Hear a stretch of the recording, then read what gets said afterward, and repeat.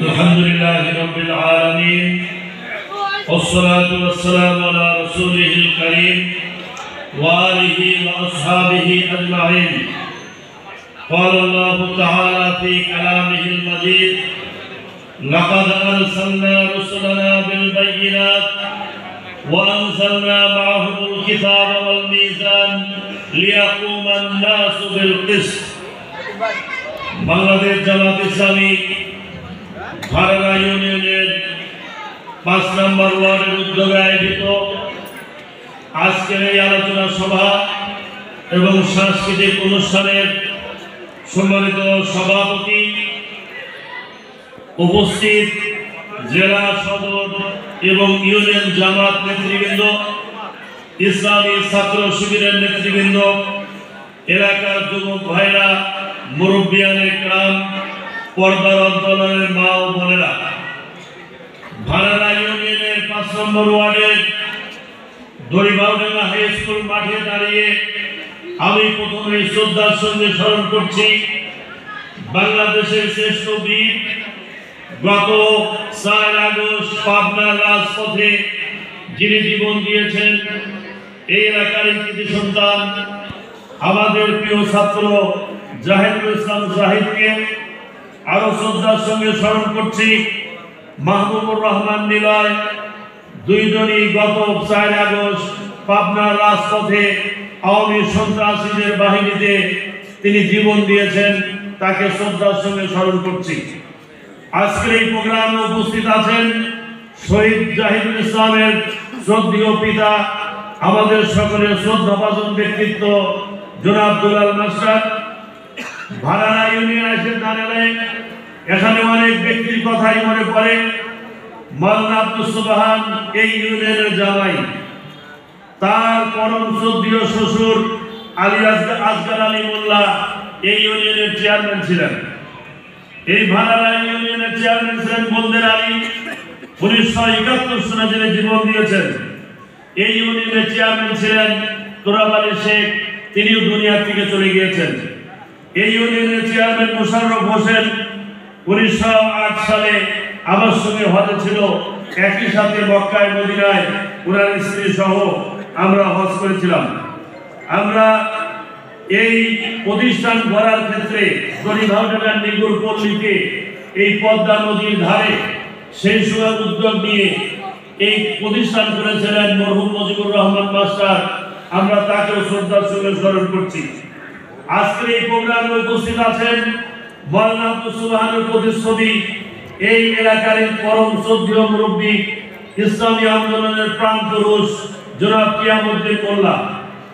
এই সমস্ত ব্যক্তিদের শ্রদ্ধার সঙ্গে স্মরণ করে আমি কয়েকটি কথা আপনাদের সাথে বলতে চাই। সংগ্রামী এলাকাবাসী, ২০০৬ সালের ২৮ অক্টোবর আওয়ামী ফ্যাসিস্ট সেই সময় ৪ দলীয় জোট তথা জামাত ইসলামের উপর ঢাকার রাজপথে লগি বৈঠকের তাণ্ডব শুরু করেছিল। এই তাণ্ডব ২০২৪ সালের ৪ আগস্ট পর্যন্ত সে বলবৎ রাখে, অব্যাহত রাখে। আমরা দেখতে পাই ২০০৬ সালের ২৮ অক্টোবর পল্টন হত্যাকাণ্ডের মাধ্যমে শেখ হাসিনা খুনের নেশায় মেতে ওঠে। এরপরে ২ মাসের মাথায় বিডিআর হত্যাকাণ্ড ঘটিয়ে ৫৬ জন সেনা অফিসারকে হত্যা করে। ২০১৩ সালে হেফাজতে ইসলামের হাজার হাজার আলেম ওলামায়ে দ্বীনদেরকে, কোরআনের হাফেজদেরকে সাপলা চত্বরে হত্যা করে।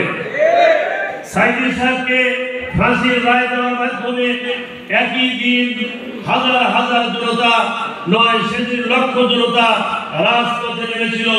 একই দিন ১৫০ অধিক জামাত ইসলামী এবং ইসলামী ছাত্র শিবিরের নেতা কর্মী সেদিন শহীদ হয়েছিল। এভাবে যদি আওয়ামী লীগের দুঃশাসন আলোচনা করা যায়, বিগত বছরে জামাত ইসলামী এবং ইসলামী ছাত্র শিবির সহ বিরোধী দলের হাজার হাজার নেতা কর্মীকে হত্যা করা হয়েছে, পঙ্গুত্ব বরণ করতে হয়েছে, গুম করা হয়েছে, আয়না ঘর সৃষ্টি করে আমাদের দেশের সূর্য সন্তানদের আয়না ঘরে রেখে নির্যাতন করা হয়েছে। পৃথিবীর ইতিহাসে এরকম কোনো ঘটনা নাই। কোন জালেম শাসক নমরুদ ফিরাউনও কোন আয়না ঘর সৃষ্টি করে রাজনৈতিক নেতৃবৃন্দকে এইভাবে জুলুম নির্যাতন চালায়। সংগ্রামী এলাকাবাসী, আওয়ামী লীগের দুঃশাসন আলোচনা করতে গেলে এই বিগত 15 বছরে বাংলাদেশ থেকে $96 বিলিয়ন বিদেশে পাচার করেছে, যেটা পৃথিবীর 93টা রাষ্ট্রের রিজার্ভ ফান্ডের সমান। আজকে আমাদের দেশের 18 কোটি মানুষ, অর্থনীতি আজকে পঙ্গু, ব্যাংকে কোনো টাকা নাই, রিজার্ভ ফান্ড নাই, দ্রব্যমূল্যের ঊর্ধ্বগতি, বেকার সমস্যার সমাধান হচ্ছে না, উন্নয়নগুলো স্থবির হয়ে রয়েছে। এর পিছনে মূলত বিগত ফ্যাসিস্ট আওয়ামী লীগ 15 বছর যে দুঃশাসন চালিয়েছে, তারই বাস্তবতা হচ্ছে আজকের এই বাংলাদেশ। সংগ্রামী পাবনাবাসী, এলাকাবাসী, আমরা স্পষ্ট বলতে চাই, যারা এই খুন এবং গুণের সঙ্গে জড়িত, যারা রাষ্ট্রীয় সম্পদ লুটপাট করেছে, তাদেরকে এদেশের মাটিতে বিচার করতে হবে। তারা যেখানেই থাক না কেন, তাদের এদেশে নিয়ে এসে তার তৈরি করা মানবাধিকার আন্তর্জাতিক অপরাধ ট্রাইব্যুনালে তাদের বিচার করতে হবে। আজকের থেকে এই বিচার কার্যক্রম শুরু হয়েছে। এজন্য আমরা বর্তমান ইন্টার গভর্নমেন্ট অন্তর্বর্তীকালীন সরকারকে আমরা ধন্যবাদ জ্ঞাপন করি। সংগ্রামী এলাকাবাসী, বাংলাদেশ জামাত ইসলামী এদেশে দীর্ঘদিন যাবত রাজনীতি করে আসছে। জামাত ইসলামী কোনো রাজনৈতিক দলও নয়, আবার কোনো ধর্মীয় দলও নয়। জামাত ইসলামী হচ্ছে একটি পূর্ণাঙ্গ ইসলামী আন্দোলন। যে আন্দোলনে শরীক হলে, যেই দলে যোগদান করলে ইকামতের দিনের দায়িত্ব পালন করা যায়, মুত্তাকি হওয়া যায়, আল্লাহর দ্বীনের দায়ী হওয়া যায়, মুজাহিদে ইসলাম হওয়া যায়, এর পাশাপাশি সমাজ সেবক হওয়া যায়, মেম্বার, চেয়ারম্যান, এমপি, মন্ত্রী সব কিছু হওয়া যায়।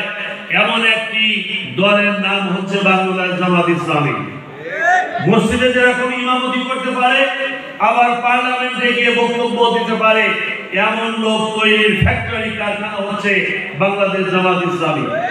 সুতরাং বাংলাদেশ জামাত ইসলামী আমাদের দেশের স্বাধীনতার ইতিহাস হচ্ছে আজকে 53 বছর এই দেশ স্বাধীন হয়েছে।